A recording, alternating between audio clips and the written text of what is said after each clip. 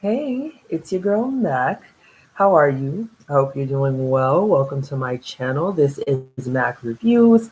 I do reviews of 90 Day Fiance, Love After Lockup, and a couple other scripted shows that I hope come back this fall, but probably will not because of COVID-19. So, I am doing a review of Happily Ever After, 90 Day Fiance, Happily Ever After. Um, Season 5, episode 4. I am a little late, but it is what it is. So, get a drink, get a snack, lay back, relax. Let's enjoy talking about this episode. That was all right. Was okay. Wasn't that great? But okay. Um, let's talk first of all about Colt and Larissa, who are not actually a couple, but are still on this show for some reason. So, Colt, his plan is talking to Jess. He's learning Portuguese. Anyway, so y'all already know I don't particularly like Colt. I don't care for him. I was disappointed when I heard him and Larissa were going to be on this season. I don't really pay a lot of attention to their segments, but I just get the gist of it because some of y'all probably want to hear about them, I guess. So, um, Jess invites him, of course, to come to Brazil to visit, meet her family, her parents, and he has agreed to come. And his mother, Debbie, has invited herself to come along. And I don't know why he agreed to that. But I mean, I guess I do because him and his mom have to do everything together. I don't understand why he didn't say, nah, mom, that's okay. I'll go by myself. I don't know why he's okay with Debbie coming. I don't understand why she is. I just don't care. Anyway, so Jess is shocked when he tells her. She's speechless because she doesn't understand the nature of his relationship with his mother. So she and he has this friend Vanessa that he claims he slept with. I don't know if that's true, but because I'm looking at her and I'm looking at him, I don't know if that's true. But they are friends. She seems to care about him, whatever, and I don't know why. She's like, "Oh, why are you going there? It seems like this is moving too fast." He says he's been giving her money, he's bought her things, just blase, blase, blase. So it looks like it'll be interesting next week when we get to see Debbie go there. I haven't really been paying that much attention to his segments or Larissa's for that matter, but I will be paying more attention when I see Debbie because it looks it looks like she's gonna act a fool. So I actually am looking forward to seeing that. Larissa called Jess because she wants her to know about Culty or whatever, and it was an awkward phone call and manufactured TV drama because I'm sure the producers were like, "Why don't you call her?" and gave Larissa the girl's number. Whatever. Anyway, so well, okay, Jess is saying that she called seems nice, she wants to date him. Larissa's trying to tell her um the things that Colt did to her or whatever. So next, let's talk about Paul and Karini. So Paul saying that he wants to show Karini that he can take care of you have this problem with my glasses. He can take care of her and the baby, them as a family. He tries to do this thing where he's he's giving her a glass of tap water because she said she wanted water, and I was like, y'all don't have water bottles. Y'all are in a hotel. You can't go buy. There's not a vending machine. Anyway, so he um he gives her water from the tap because he's saying, "Oh, the tap water here is cleaner. You can't drink tap water in Brazil." And I'm like, "You drink tap water here? Who drinks tap water in America? Like what? I don't drink tap water." The only way I used to have water is if I'm boiling it. Okay, and, and that's only if, you know, we don't I don't have any water, like I can't buy any until the next day or something, like, like drastic measures. And in that case I will boil the water, but for the most part I don't drink water from the tap. I don't think most people in America do. Like, probably only people who live in like more rural areas who have well water, maybe, but no. So I don't know what he was talking about.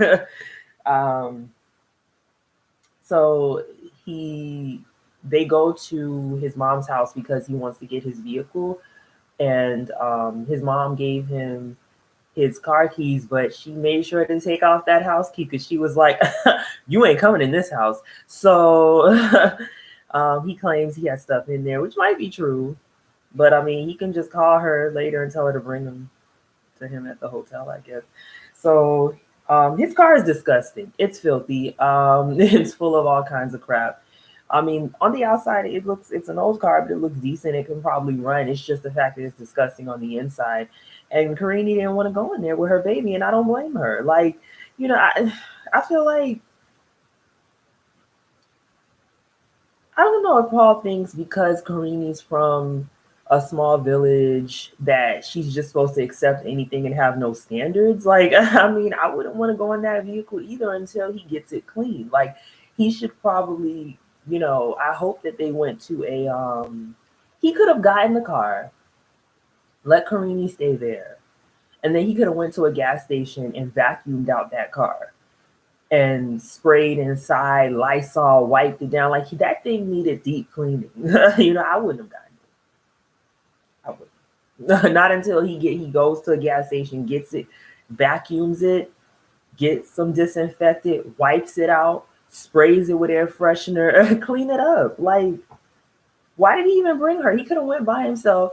Like, I was thinking, like, he has no shame. Because I'm thinking, like, me, if I'm like meeting a dude, like if it's the first time a dude that I've been dating or I'm in a relationship with is like coming to my place or in vehicle, if let's say it was messy, he's not gonna know it was messy. I'ma clean it out and make sure it looks good, make sure my place looks nice, whatever, before he gets there. He would never know. I can't believe this man didn't say, I'm gonna go to the house and get the vehicle and I'll come back to the hotel. He could have went, cleaned it out, took it to a gas station, vacuumed it, wiped it out, and then brought it. It's like he doesn't even care what she thinks. Like, anyway, so Karini, she's regretting. She's saying she regrets coming to the States. She said she thought she'd have more support. She's 22, 23. She's used to having her family supporting her, and Paul's family doesn't want to help them. And I understand why Paul's parents don't want to help him, but like, they're not thinking about Karini now. Yes, Karini chose to be with Paul, but she needs support to be here too. And so I really hope that the parents will at least help her out. Again, I wish that they had let her and the baby stay with them and let Paul stay in the hotel, but is what it is. So next, I'm gonna talk about Andre and Libby. I can't stand them. Like, I could barely stand Libby last season. I never liked on Andre. I'm not calling him Andre. He don't deserve that. And listen, I'm somebody who's had my name mispronounced so much in life, but I'm not paying him no respect because he ain't got no respect for nobody else, including his wife. So, Andre. So, they're on their way to Moldova. It was a 15-hour flight. People on 90-day have traveled longer than that, but that's still a lot. And they meet Andre's trying to do that thing that Kiki White did on RVD was when she was with her husband. That crazy one eye thing. She had one eye closed and the other eye. I don't know how she did that. Anyways, if you don't know what I'm talking about, just go on YouTube and type in Kiwi Wyatt rolling eyes, or go on your GIF keyboard on your phone and put rolling eyes and show pop up. So he's really happy to see his dad. His dad and his brother meet them at the airport, and it was sweet. They, the dad came to see the baby Eleanor, and so yeah, they make their way to his parents' apartment. Um, he's really proud, and I mean, I guess I understand him saying being proud of having his wife and daughter, but what else are you there is there for you to be proud of? You went to America, you don't have no job, you don't make any money, you didn't pay for the trip. What are you proud of? I guess he's proud. He's proud that he was able to find a woman with some from a wealthy family, and he's able to not work and live off of her and her family. I guess that's I think that was his plan the whole time. Anyways, so so he yeah, so they go to his parents' apartment, and his mom gets to meet Eleanor, and it was really sweet. She was really happy. It was good. It was good vibes. Like it was like a little jarring because we're not used to good vibes with Elizabeth and Libby. It's always negative. So it was nice to see some positive vibes with them, and they were happy to see the baby, his brother and his mom, and so then they sat down to dinner. They were talking about the wedding and everything, and saying how the baby's gonna get baptized, which they already discussed. But then his brother's wife says that Libby's gonna have to get baptized into their Orthodox church over there, and I was like, why didn't he tell her that? Why is that just coming up? Like, I don't understand. I don't know if him not communicating with her is manufactured, is fake, or if this is how their relationship goes. He just decides to tell her stuff at the last minute. I mean, I don't. Anyways, and then and Libby's like, why would you not tell me that? Because getting baptized is not nothing. That's a personal decision. That's not something that you should just tell somebody they have to do. I mean, I've been baptized. I I personally would not want to be baptized because I'm being told to. That needs to me that's a spiritual conviction and choice, that I would need to make. So I would have a problem with that as well. Um, he shouldn't have just been telling. She shouldn't have just found that out. But so then she goes to take the baby and do something. I don't know what it was.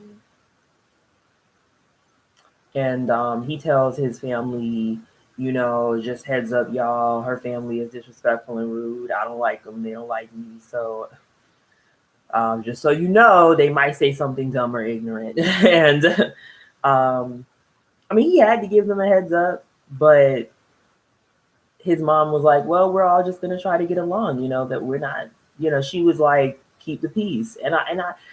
His mom and dad don't seem belligerent and rude and disrespectful and entitled. I mean, I could be wrong. We don't know for sure. We haven't seen that much of them, but I don't get that vibe from his father. So I don't understand how he got the way he is. I don't get it, but yeah, in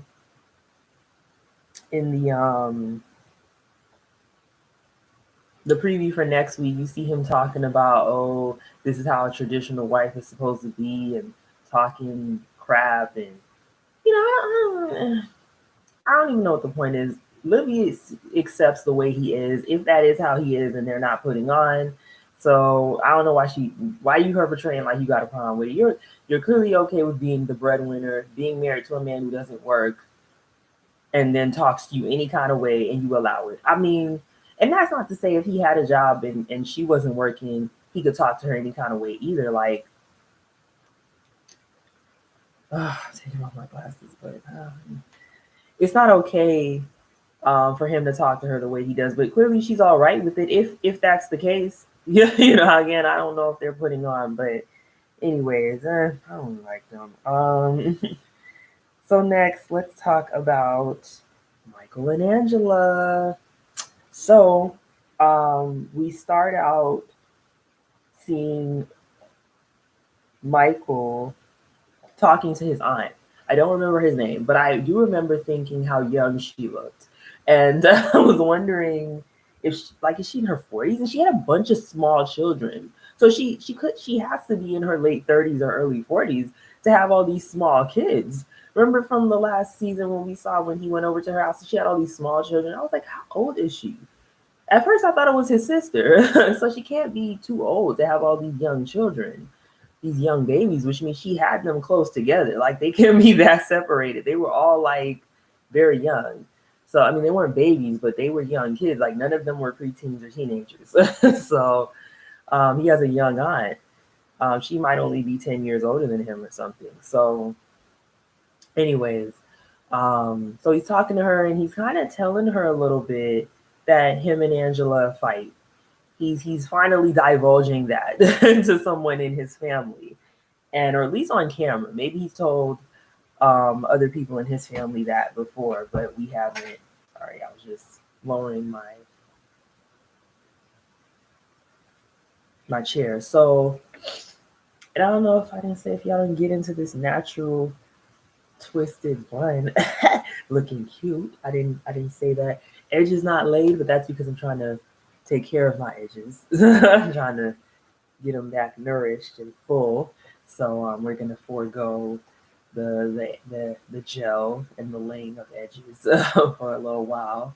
I'd rather have full frontal hair than laid edges and no and then laid hair but no edges. So yeah, and so he's talking to her and she's saying that she likes Angela because when Angela came, she did everything they asked for and she seems respectful. And I was like, well, yeah, when she met y'all, she was on her best behavior. But it's very obvious that his aunt has never watched the show, which I'm like, really?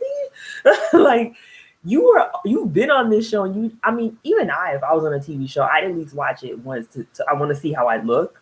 I want to see how I sound. Like, I can't believe she hasn't watched it. She clearly hasn't. Because if she's seen how Angela speaks to Michael, cursing him out and disrespecting him, there's no way she would say she likes Angela, especially with her saying that in Nigerian society, the man is at the top and the man is the one who's supposed to be dominating. There's no way she'd still say that. So, and then Michael was like, oh, Angela doesn't want me to be at the top. She wants an equal partnership. And I'm like, does she?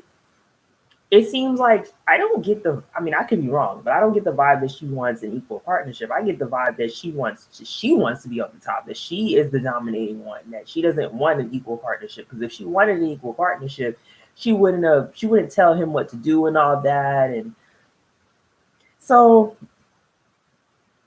she also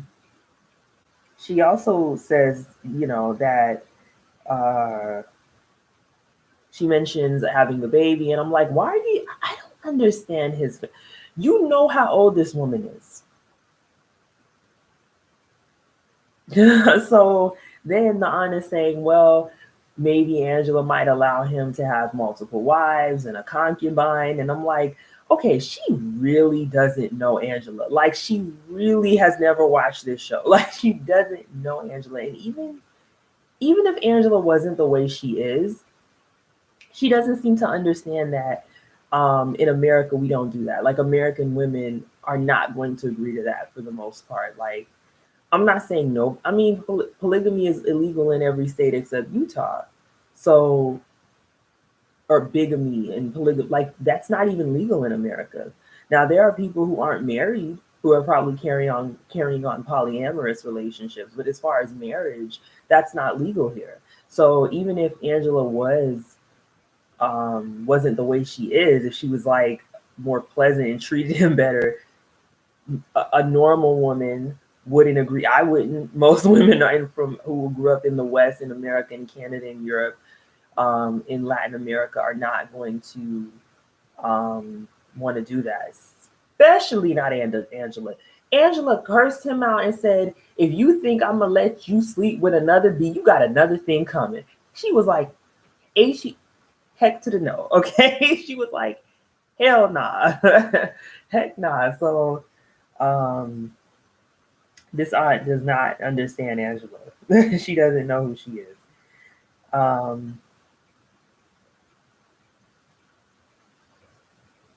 So then we see Angela going to a couple a couple things happened. We saw Angela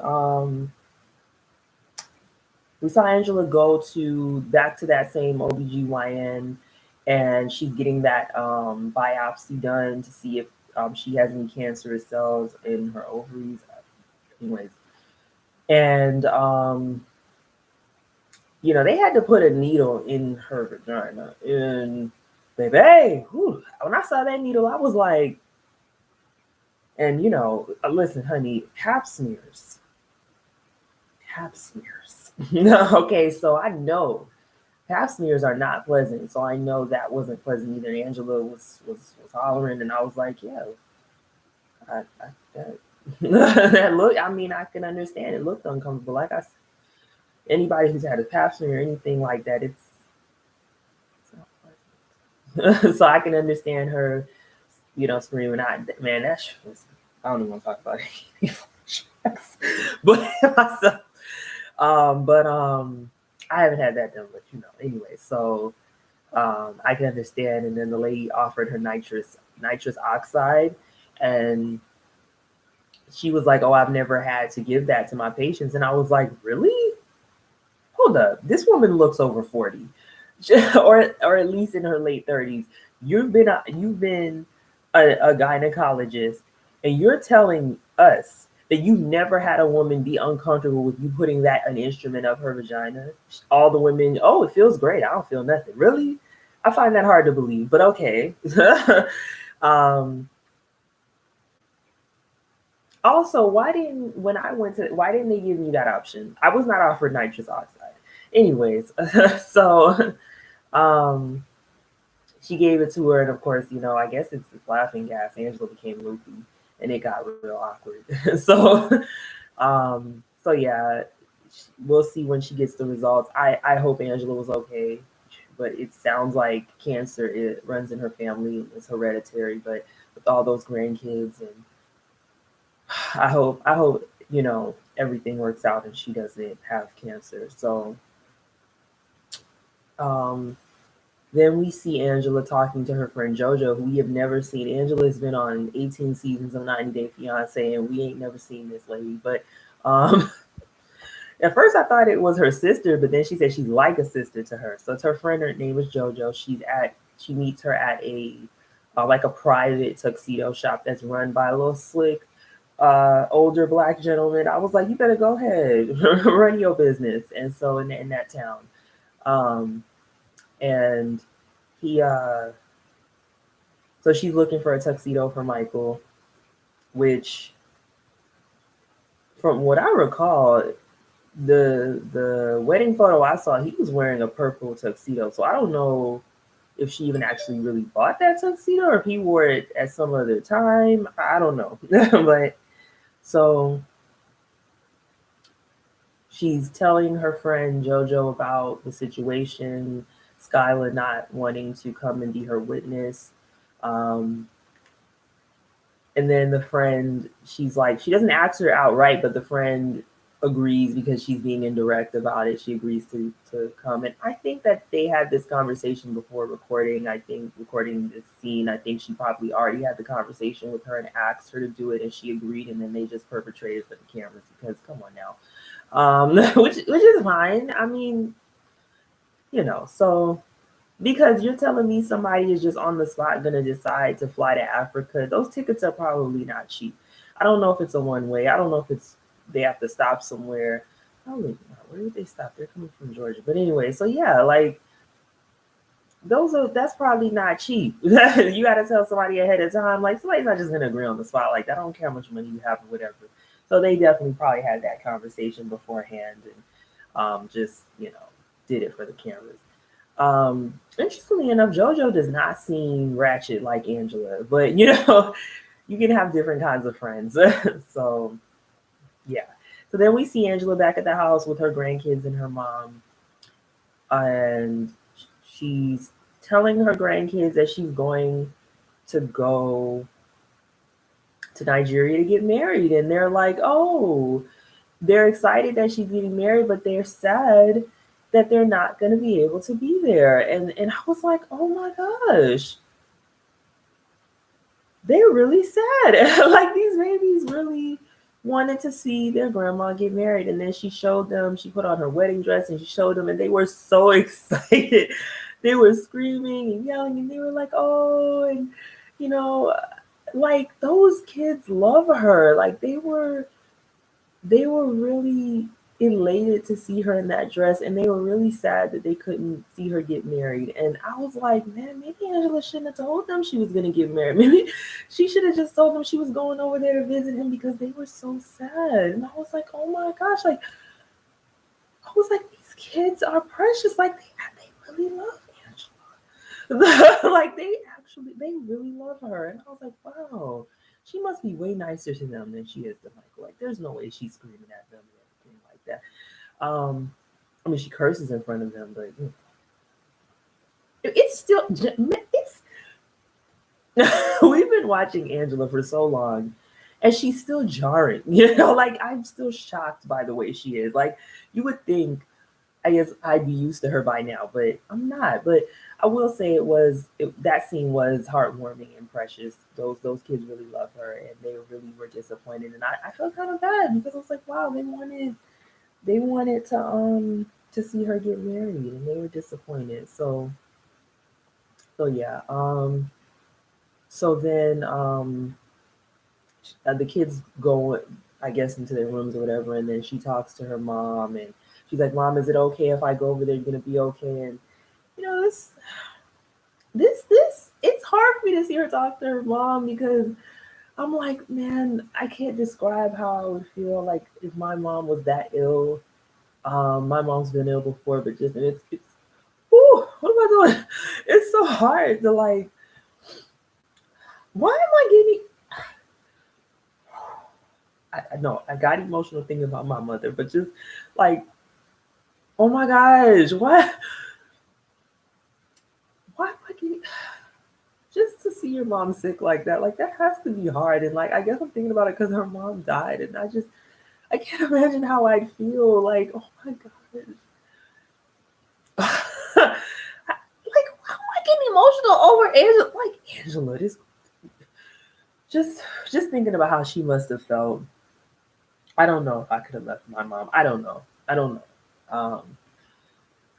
But yeah, her mom just telling her it's okay, because she wants her to be happy, and that's what a true good parent does. And I just can't believe how emotional her scenes have been, just with her mom and those kids. And we've been watching Angela. She's just, but yeah. Let's move on. I can't believe I got emotional. Angela. Anyways, okay, so for the grand finale,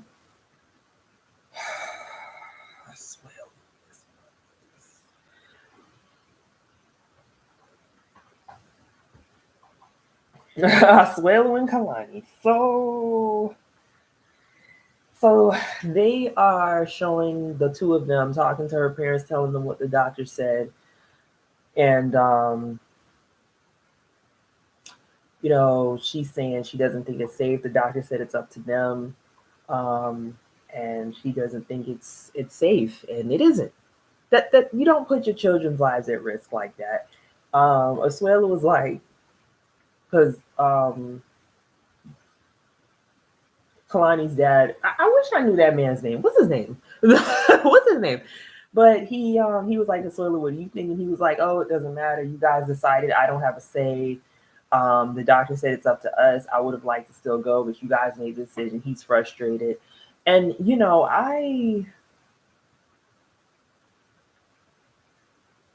I understand he wants to see his family. I understand he's homesick, but dude really is not concerned about the welfare of his children. And I'm just like, I'm not a parent, but really? Like, if I would be afraid for myself to go somewhere where an outbreak is, even more so if you have children. So then and then at the same time, it's not like y'all can never go. You just have to wait till the outbreak passes. Like probably now, I mean they can't travel now. So You know what I mean? Like, after say the outbreak passed and say COVID didn't happen, they could have went. So it's not like you can never go. You just have to wait. Like, I don't understand why he couldn't wait. So so then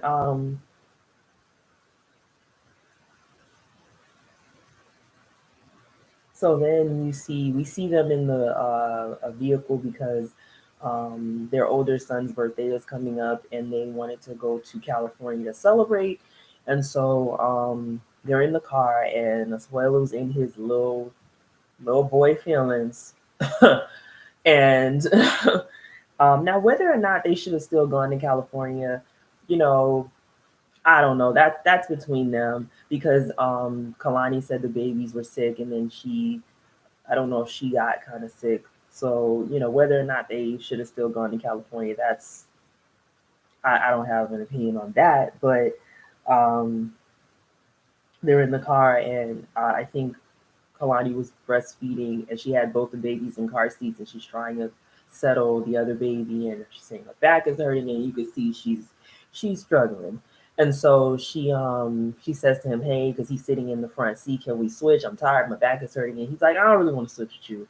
He's being a child because that's and he's um she's like, "I need to switch. I need a break." And so he's like, "Oh well," when she was saying the babies are sick, whatever, he was like, "Well, why did we come here then? If they're sick, the children's safety comes first. So why didn't we stay?" And again, I'm like, I don't know, but whether or not they should have gone to California, I don't know. I don't, that would have been between the two of them. But for him, when he said the children's safety comes first, I was like, yeah, it should. Like it's almost like anyway, so they switch. He gets in the back. Um, Kalani pretty much did what she had to do to calm them down. So when he got back there, he didn't have to do much. And he was like, "Oh, I have magic hands." He's being sarcastic. He's having an attitude. He's like, "Oh, this is easy. Look at that. Look how calm they are. I got back here and look what happened. Look how easy this is." And she's like, "It's not easy. What do you mean it's easy? And if it's so easy, how come you don't help more?" In the confessional, she said that, and he's like, "Oh, I'm doing other stuff." Doing what? You have a I mean, which means he's at the most he's working 25 hours and he's he's giving out yogurt samples. It's not like he's got a part-time job at a place where, they might ask you to stay longer like anybody who's worked in retail or in any other customer service where you're up there working 30 hours. 35 hours and they're calling you part-time. So, but I highly doubt that. That little place. It didn't look super busy. So, I mean, and then she was like, "Oh, so do you think my job is easy?" And then he was like, "Yes." And then she's like, and then his mom was like, "Is her job easy or is all women's jobs easy?" And he was like, "All women." And then he said in the confessional, American women, y'all don't have to do what Samoan women have to do. You have appliances, you have washing machines and dishwashers. I mean, y'all don't have to work that hard. And I'm like, okay, time out. Son, yes, having appliances can help to make some housework easy, but it doesn't mean that it's easy overall. You know, having technology helps, but it doesn't. It's you still have to do all these things. You still have to take care of children. You still have to coordinate. You still have to multitask. You still have to organize. You still have to put things together. It's not like you just press buttons and then you go sit down and everything gets done. The robot come out and just do it for you. Like, no, you still have to put in work. And like Kalani said, if it's so easy, how come you don't help with anything?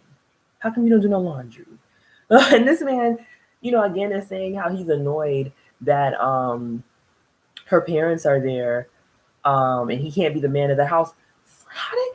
How can you be the man of the house when you ain't making money? You ain't bringing home that bacon, son. You don't do nothing. Like somebody needs to explain to him what the man of the house is, okay? Because he don't know. He doesn't know what he's saying. But let me hurry up. I'm just So let's get to the point. He's getting irritated because Kalani is like, wow, when he said, oh, women's job is easy. And she said, you don't really help me. And then he was like, you're a lying bee. He said, you're a lying bitch. And then he said, your voice is so effing annoying. And I was like, hold up, hold up, hold up. Who you think you talking to? I was like, because then he was like, oh, she doesn't understand me because English is not my first language. I don't know how to articulate myself. Oh, but you knew how to say them curse words in English. You knew how to do that. He conveniently can't speak English certain times, but other times, then his English is perfect because he was enunciating those curse words very well. I could not believe this man sat up here in front of his children and in front of this woman's mother and called her a bitch and said her voice was annoying. Kalani was so calm. I was like, because a screw would have been lost with me. I mean, she kept herself for her kids, but honey, I couldn't believe. And then the mom was like, oh, you wouldn't say that in front of my husband. Say that in front of my husband. If my husband's here, you be talking all that mess. And then he was like, oh, I don't know how you and your husband talks to you when y'all are together, but when I'm with my wife, I can talk to her how I want. And I was like, Kalani is better than me. But Kalani's not a black woman. I mean, any woman would have went off. But I would have went off. Listen, I could not believe they didn't pull that car off and pull that car to the side and put him out. Because that's what I would have done. My mom, these women are incredibly controlled. Because if that was me and my mother, me and my mom would have been tag teaming him. We would have went all the way off. AWF. Okay. I would have been like, put a car over, mom. Pull the car over. Get out the car. Get out the car. Take your bags. Take all your stuff. Get out. Get out the car. Like they should have put him out. So they get to the Airbnb, or the house, whatever that they're staying at. And he goes in the back. She comes and tries to talk to him, and then he's not really addressing what she's saying. She says to him, you're manipulative because you're changing the subject. You're not addressing what I'm saying. And he's like, don't be using those expensive words. Use simple words. And even though part of me was like, okay, yeah, he probably doesn't know bigger words. But at the same time, I'm like, he knows what she's saying. I don't know anyways. So Kalani goes back in. She's telling her mom. And then Asuelu decides he's going to leave. He comes in, he grabs his stuff, and he walks out. He doesn't say anything. He just leaves. It was sad because the little boy, I think his name was Oliver, he runs after his daddy. And I thought that was so sad. And she's telling him, hey, he's running after you. Where are you going? And even knowing that his son was running behind him did not stop this man. If he had stopped and turned around and said, baby, you can't come with me. Stay with your mom. I'm going, but I have to leave. I'm leaving. That would have been one thing, but he didn't even do that. He didn't even give a crap about his baby. This man is a piece, but he is crap. He is crap. And I'm sorry I'm going over, but I gotta go off. Because Kalani didn't go off. She told the cameras, oh, you ain't gonna talk to me like that. Why didn't you tell him that, Kalani? Listen. He is a child. He is immature. She needs to she can't put him on a plane now. But he has zero self-awareness. For him to think it was okay for him to speak to his wife like that in front of his children. This man walks off. He finds a bus. He gets on the bus. He leaves. He gives the producers his mic and all of that, the sound stuff, and he's out. And I was like, he must have planned this. There's no freaking way. He just randomly walked down the street and there happened to be a bus taking off right at that time. He happened to have bus fare. Like, come on. This had to have been planned. He had to have talked to a producer. He had to have looked on his phone like when he was in the car and looked for a bus and planned, because there's no way that you just walk down the street and there happens to be a bus taking off and you have bus fare in your pocket. Like, come on, because he had to have had cash because he surely didn't have a bus pass. So, yeah, listen, I want Kalani's dad to whoop his butt. Like, I want to see it. I want to see it. I need them to record Kalani's dad whooping his behind. I want to see it because he needs to get his behind whooped. He needs to get an old fashioned butt whooping. Okay. So, but I want to also say that Kalani's not a victim. Kalani has to take responsibility for herself. And I'm big on personal responsibility because I've made bad decisions in my life. In my 20s, you know, I'm 30, but you know, we all make mistakes, make bad decisions, but you have to take responsibility for those decisions so that you don't make them again. Kalani is not a victim. She made a choice to be with this man. She got pregnant on accident, so okay, but you still chose to give your virginity to this guy. And you know, I don't really understand how, you know, because I'm attracted to men. Okay, so only a man, no man is knocking me down right now. So, but and I was like her, you know, I'm not in the Mormon church, but I understand waiting until marriage. But the man that's gonna do that for me is not gonna be a man child. Okay, I like grown men. Okay, and I just don't understand how she was like, he's the one. I'm gonna give him my virginity. I don't understand, but I wasn't there, so I don't know what I don't know. But Kalani has to take responsibility for herself because that second baby was not an accident. That was a choice, and you made a choice to bring this guy here, so she has to take responsibility for herself and cut her losses. Somebody said on Insta that they're still together. She posted a picture of them, and I'm like, I don't know how you come back from that. I know couples argue, people have disagreements. It happens. You know, you don't walk away from a marriage because you had a disagreement. But that kind of disrespect, and it ain't the first time he said these sexist, chauvinist things. I need Kalani to step, you know, you're 30, girl. You're 30. So you're not your 20s no more. Okay, so your juicy years are coming to an end. So you need to cut your losses now so you can still go find a man. A man, because right now you have a boy. Anyways, I'm done. I can't. Asuelu. Whoo, child. Thank you for watching. Asuelu is a POS. Follow me on Twitter at Mac Reviews. On IG now, Instagram at Mac Reviews as well. If you enjoyed this video and you can't stand Asuelu, hit that like button. Hit that thumbs up if you can't stand Asuelu. Hit that thumbs up if you want Kalani's daddy to whoop his behind on camera. I am hoping. I want to see it. I don't advocate violence. I really don't. But in this case, I think it's appropriate. I think it's appropriate. Subscribe as well if you like my commentary and you want to hear it again. Have a good night. Bye, guys.